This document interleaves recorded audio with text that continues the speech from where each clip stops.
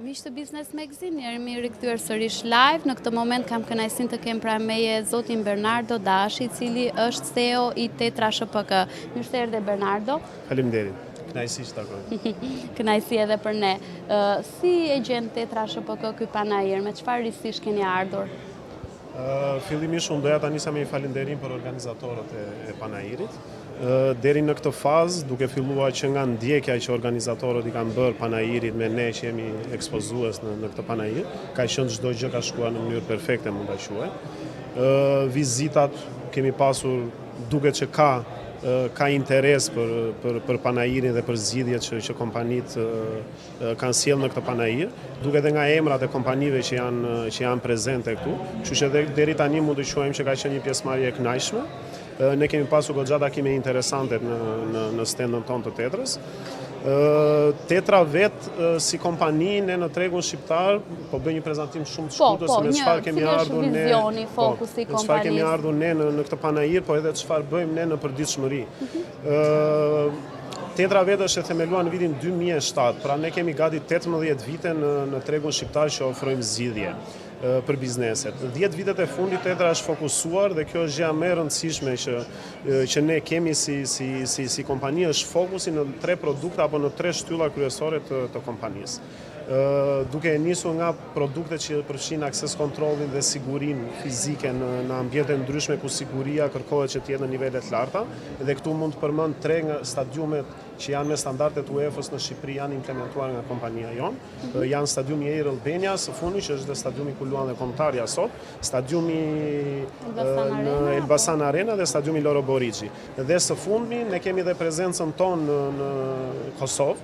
Jemi prezent me zyrën tonë në Prishtinë, jemi duke implementuar atje të njëjtën zgjidhje për një stadium me standardet e UEFA-s në një zonë që është paksa triki në Mitrovic. Jemi duke zhvilluar stadiumin atje, zgjidhjen e akses kontrollit për stadiumin Adem Jashari, që do jetë një projekt shumë i rëndësishëm. Siguria duhet maksimale. Patjetër. Nisur edhe nga situata politike që është aty, kështu që në këtë panajir ne kemi pritshmëri shumë të larta, faktikisht kemi pasur takime goxha B2B me bizneset, sepse fokusi i Tetrës është puna me bizneset. Ne e quajmë që e kemi panajir çdo ditë të punës te Tetra, sepse kemi takime të përditshme B2B me klientë të ndryshëm, por do t'i shfrytëzojmë këto ditë për të pasur takime të ngushta dhe më intensive gjatë këtyre 2 ditëve. Gjithashtu është mirë të njohësh edhe ekspozuesit e tjerë që janë prezentuar, që kemi bashkëpunëtor, patjetër. Po patjetër, janë edhe shpërndarje eksperjencash edhe për të parë edhe se ku po shkon tregu i ndërtimit apo edhe i energjisë. Gjithashtu te pjesa e risive që më përmende, ky vit për Tetrën ka qenë goxha sfidues, duke nisur edhe nga viti i kaluar, ku ne jemi munduar shumë që të sjellim risitë e metodat e pagesave, te zgjidhjet e sistemeve të parkimit, që është një nga shtylla e dytë kryesore e kompanisë. Ne në bashkëpunim edhe me Bankën Union Bank, që ka qenë pionere dhe një falënderim shumë i veçantë për drejtuesit e bankës, kemi bërë të mundur pagesën me kartë krediti në anën e tendit POS, te makineritë e pagesave. Pra, çdo të thotë kjo, sot klientët mundet që të shkojnë në një ambient parkimi ku ne kemi të implementuar zgjidhjen tonë dhe të mos përdorin më metodën e pagesës cash. Por mundet në formë të pavarur, mundet që të bëjnë direkt pagesën me një kredit apo debit card. Të njëjtën zgjidhje ne kemi implementuar dhe te kolona e daljes. Pra, për të krijuar një lehtësi për flow-un e makinave në një ambient parkimi, klienti mundet të aksesojë ambientin e parkimit dhe direkt në kolonën e daljes nëpërmjet posit anë tendit POS mundet që të gryej pagesën edhe të dalë nga ambienti i parkimit. Kjo është një mënyrë pagese që krijon goxha lehtësi për pronarin, për pronarët e ambienteve të parkimit, por edhe për përdoruesin fundor. Në zhvillim dhe presim që ta kemi si zgjidhje deri në fund të këtij viti, të vitit 2025, presim që të kemi dhe zgjidhjen për mobile payment. Dhe kjo do jetë një risi dhe do jetë një veçanti që është unike e kompanisë Tetra në momentin që flasim. Pra, ana tendit POS, po edhe mobile payment. Paguajnë nga telefoni. Klientët mundet të paguajnë direkt nga telefoni, po pa aplikacion dhe pa që nevoja të shkarkojnë një aplikacion. Mjafton të bëjnë një skanim të një QR kodi te bileta e parkimit dhe mundet ta bëjnë pagesën. Dhe kjo do jetë realitet deri në fund të këtij viti. Deri në fund të këtij viti ne presim që ta kemi realitet këtë mënyrë zgjidhje. Nisur edhe nga Banka e Shqipërisë që ka filluar të pushi shumë pjesën e instant payments, kjo do jetë një boost edhe për ambientet e parkimit që të ofrojnë këtë formë pagese për klientët e tyre. Dhe zgjidhja e tretë që ne kemi, pra ato 3 shtyllat kryesore që unë përmenda në fillim, që ishin akses kontrolli sistemet e parkimit, kemi edhe zgjidhjet për karikuesit automjeteve elektrike, që tashmë janë gjithmonë shumë realitet.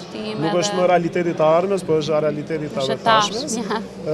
Ne jemi ndër kompanitë e para në tregun shqiptar që kemi filluar të trajtojmë zgjidhjet për karikuesit elektrik, për makinat elektrike. Kemi filluar në vitin 2018 me instalimet e para, të cilat kanë qenë sporadike. Kurse në vitet e fundit, deri më sot ne numërojmë më shumë se 100 karikues të instaluar. Këto janë të fokusuara kryesisht në Tiranë apo në gjithë Shqipërinë? Në varësi të projekte, po pjesa më e madhe është në qytetin e Tiranës. Okej, dhe janë bashkëpunime me sektorin publik apo dhe privat? Një pjesë është me sektorin publik, po pjesa më e madhe është me sektorin privat. Pra, gjithnjë më shumë po shohim kompani taksish që po investojnë në automjete elektrike, apo edhe individ dhe Ka dhe individ që investojnë në një bateri? Sot në Shqipëri, nga raporti i fundit që po shikoja nga DPSHTR-ja, numërojnë diku te 15.000 makina elektrike. 15.000 makina elektrike, po të shikohet trendi vit pas viti, është gjithmonë në rritje dhe është në rritje eksponenciale. Kështu që këto do jenë është realiteti, po do jetë realitet më i prekshëm në vazhdim. Te këto zgjidhje ne ofrojmë qysh nga pjesa e pajisjeve fizike, pra që nga karikuesit për këto funksion, për karikimin, deri te pjesa e pagesave. Ne sot kemi aplikacionin tonë që quhet Tetra Charge, ku klientët mundet të regjistrohen, të shikojnë artën e karikuesve që janë të disponueshëm në platformë dhe mundet ta bëjnë shërbimin self-service, pra vetë shërbim te të gjitha karikues, pra të bëjnë karikimin edhe pagesat i gjithë procesit të jetë të rënki. Të jetë digital. Të jetë komplet procesi i pavarur, mos të jetë nevoja për një staf për ta menaxhuar apo kontrolluar. Do të me gjithë këto që thatë, mund temi që 2025 jemi gati në përmbyllje, ka qenë një vit i suksesshëm për Tetra. Ka qenë një vit i suksesshëm sepse kemi realizuar dhe është gjë unike, pjesa që përmenda për sot për Shqipërinë, pagesa me kartë krediti dhe debiti në ambientet e parkimit, pra self-service, pjesa e pagesave, ka qenë goxha sfiduese për ta arritur deri në këtë pikë dhe me përmbylljen e kësaj zgjidhje ne po mund ta quaj që ka qenë një sukses. Dhe presim që ta instalojmë së shpejti në të gjithë klientët që në ambientet e parkimit që ne kemi klientë, që janë më shumë se 70 sot në Shqipëri dhe në Kosovë. Okej, ju operoni në Shqipëri dhe Kosovë.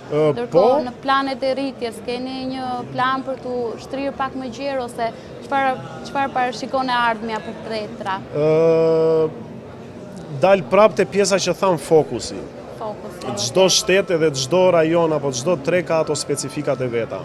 Ne në mënyrë që të jemi të fokusuar, sepse tregun e Kosovës po i quajmë që jemi shqiptar dhe është pak a shumë në jeta tipologji klientësh apo mentalitet edhe te pjesa e bizneseve.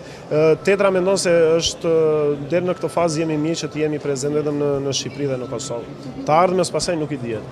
Me këtë globalizim që sot mundet patjetër që të ketë shtrirje edhe më gjerë, po për momentin jemi shumë të fokusuar dhe dal prapë vetëm te fokusi për Shqipërinë dhe për Kosovën. Falemnderoj Bernardo, faleminderit që ishit me ne sot.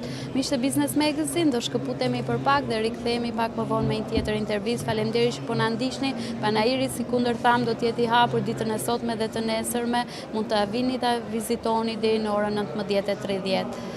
Rikthehemi pas pak.